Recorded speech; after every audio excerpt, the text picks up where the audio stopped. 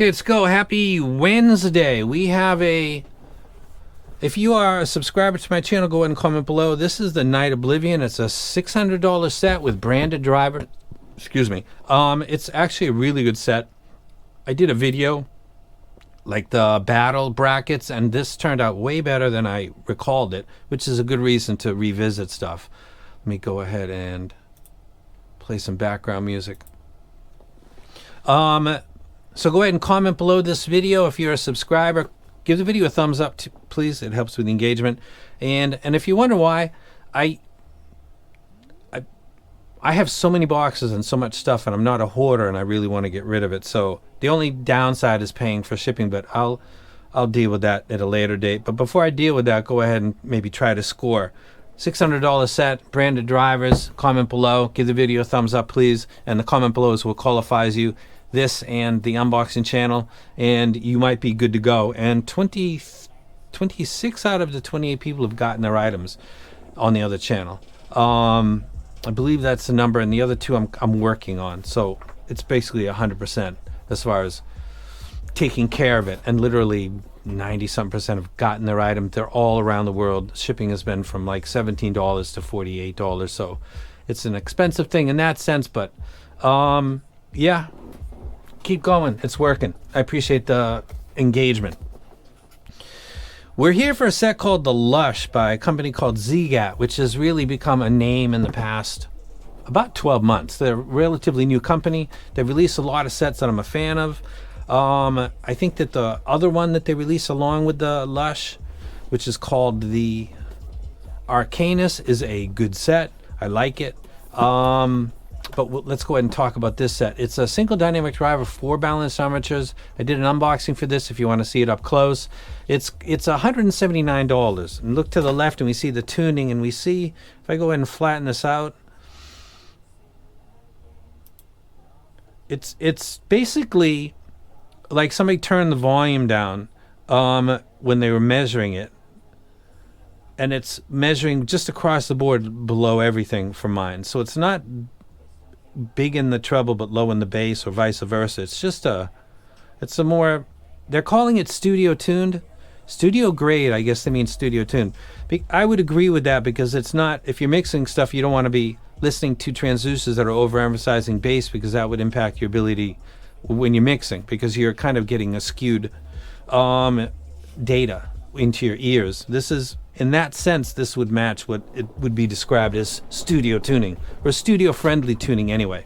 Let's talk about music. As we get into, if you're interested in like my driver stuff, keep paying attention.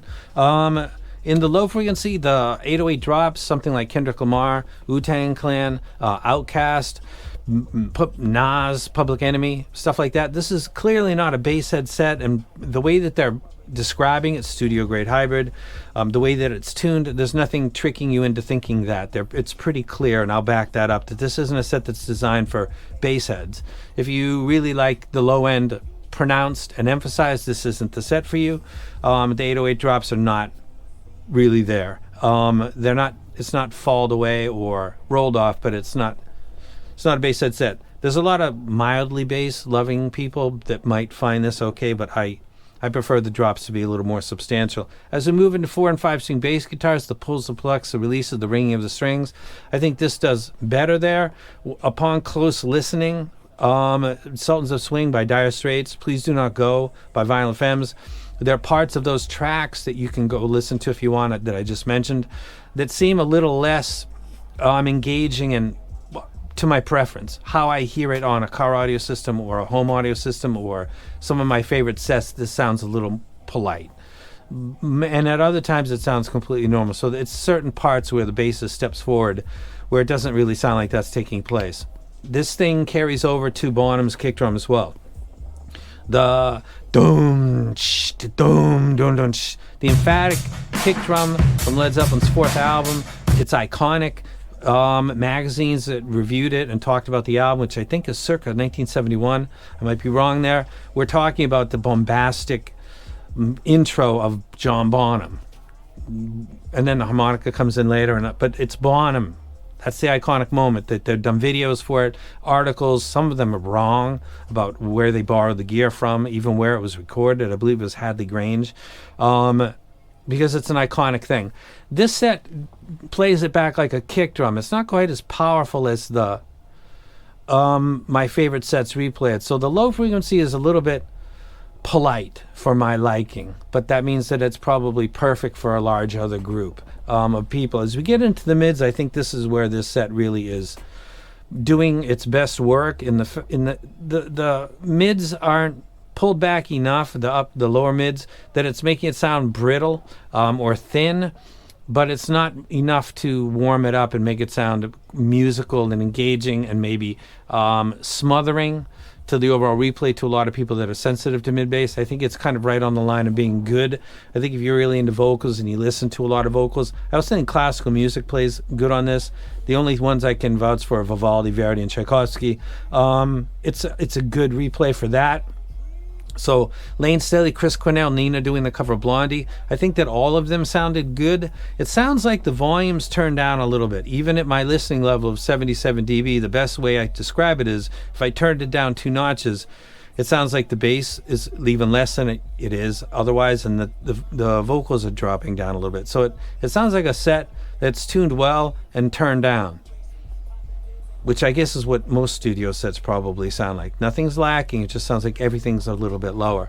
As we get into the final stage, which would be harmonics and overtones, the stick striking the ride or crash cymbal, or the drum kit in general, fingers pulling on a bass guitar, pick on a electric or acoustic guitar, electric or acoustic with or without distortion pedals, knocking my knuckle on the table is an event like that. There's a lot of information. Most of what you're listening to, according to this scale in its proportion, is really harmonics and overtones created by fundamental events. This is doing that fine as well. There's no problems there. Nothing sounds splashy. Nothing sounds over energetic. Nothing sounds metallic. I'm not hearing the thing I'm about to talk about, but I'm conscious of it. So let's go ahead and get. As a tuning, it's studio tuning. It's not quite matching my library, but I think you could have gathered that, so let's just keep it consistent. Is there a spot for this in my library?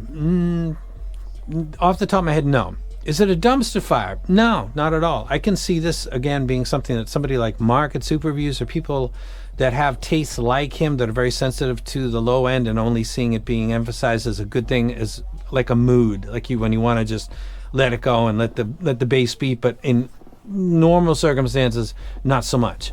This is a set that I think would match a reviewer, like Mark, for example. I mention Mark a lot because he's pretty consistent over time. When he does talk about bassy sets, he's pretty clear about this is like a have some fun, but I wouldn't listen to this all day. I think he says that repeatedly when he talks about bassy sets as a good thing, which I appreciate because it's like a yin-yang thing for me. Hope it was free. For somebody it will be, but it'll be packaged with the other Ziigaat, so you're getting 2 of them, and the person that comes below this video is going to get the Night Oblivion. Coping is working, yes, but I'll talk about that in a second. Competes with its peers. This is where this is going to be put, and this is where this can't possibly go further, and no other set prior that since I've been doing this or after will ever get beyond this as a rec. In the $179 price range, you can find a lot of sets that are very, very transparent with the drivers that they're using. So when a company says,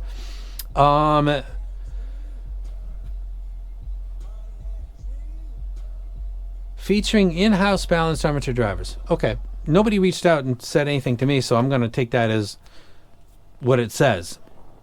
I can buy sets at this price range that are telling me it's got 2 Sonians, or 3 or 4 plus a DD for around this price, or a little bit more. Or they're using Knowles. So if I had a set and one was telling me that it had these drivers and another wasn't, and they both sounded the same in quality and were priced the same, I would pick the one that gave me more info. End of the story. Of course, with graphics cards, CPU, with audio gear that's on my desk, if one sounded like the other and one was telling me The only variable was the transparency, but price was the same, and sound quality to my ears was the same. I'd always go with the one that was giving me the more info. So get used to it, because that's the way it's always going to be. And there's sets that are already not coming my way because of this is how I'm going to treat it, because there's no need for it that benefits you or me. It just benefits companies and their margins and bottom lines. Until such day we get to a point where we've established over a period of years that the company X has been releasing, and they have a series. Sony has sets that are dedicated to the bass. They have ones dedicated to the mid bass, to the mids, to the upper mids, to the treble, to the upper treble. They're dedicated series for those frequencies, and Sony and Knowles both do that. If there's another legit alternative to that, I want to know what the name of the company is, and I want to know what the driver series being used is, and I want to follow along with the story and the building of their identity. I'm just kind of pushing for that. So does the Lush sound bad because of the drivers in it? No, but I refuse to rank it higher than competes with its peers, because I am not buying or recommending people buy stuff that don't say what's inside. Did you think that I was not going to do this to a Linsole set, but I would do it to other brands? That would be pretty dick, wouldn't it? Yeah, no, this is really for everybody. Double yeah, I'm out. Good set. That's a triple That's a fourth because I said it. I think I'll just let it go. It's got an audience. This guy's clearly not it. And I'm grabbing popcorn, and I'm waiting for the rollout of the new balanced armature brand, so that we can start to follow along as a community and say, yeah, I really love what that does.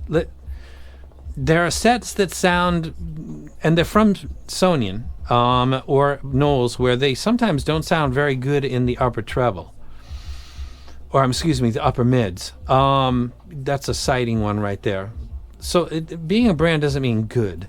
It just means that I can follow the story and maybe figure out what I'm not liking a little bit easier than what I'm looking at on this page, because I have no idea what that is.